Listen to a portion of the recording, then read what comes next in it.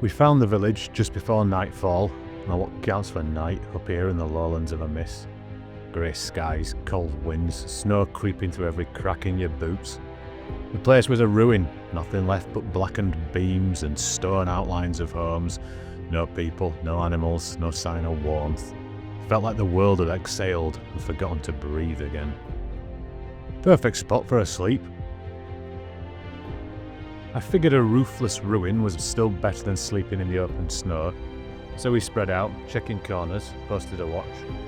Just trying to get through another day. We were heading towards the Eye Pass. Falgard lies on the other side, that half-legend land that's only just thawed. People say it's filled with old treasure, forgotten relics, even untouched land for those brave or foolish enough to claim it. I suppose I fall somewhere in between the two. This warband's my last gamble. My last try at carving something out before my knees give in and I start forgetting names. I'm not chasing glory anymore.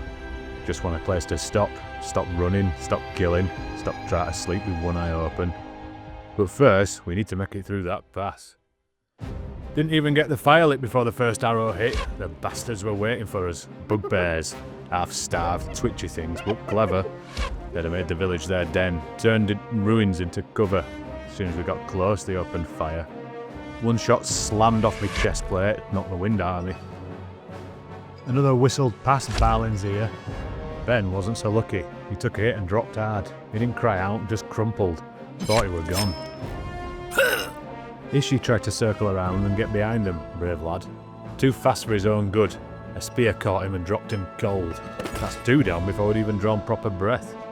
I remember shouting, don't know what, orders, curses, maybe both. I charged one of the hairy bastards myself, dropped him with a clean stroke. Apollo was right behind me, swinging like a storm. He fights like a man with something to prove. Maybe he does. Anther was calm, almost too calm. Her voice carried over the noise, spell on her lips, hands steady.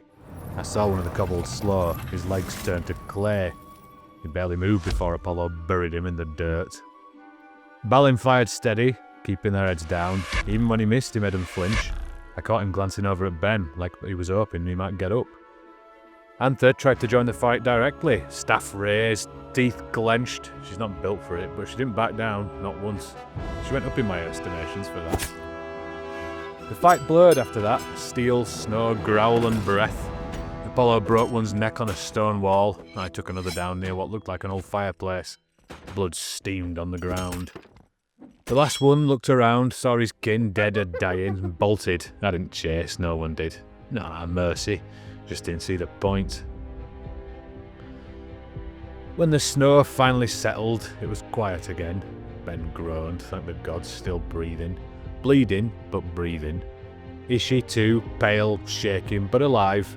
We dragged them out of the slush, patched them up as best we could, held the ground. Didn't feel like a victory at first. Felt more like relief, then pride, not in myself, but in them. Felt like they meant it. Apollo's strength, Barlin's resolve, Anther's control. Even with two down, the line didn't break. They stood, and that's more than I can say for some of the veterans I've marched beside. Now I'm sat in what used to be someone's kitchen, just stone now, no roof, no warmth, fires burning low. Anther tending to Ishi's bandages, Apollo sleeping with his axe across his chest. Barlin keeping watch. I watch them and I think, maybe I didn't pick so wrong after all.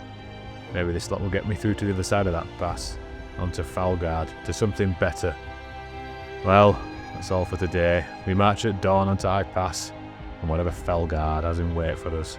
Signed, Fallow.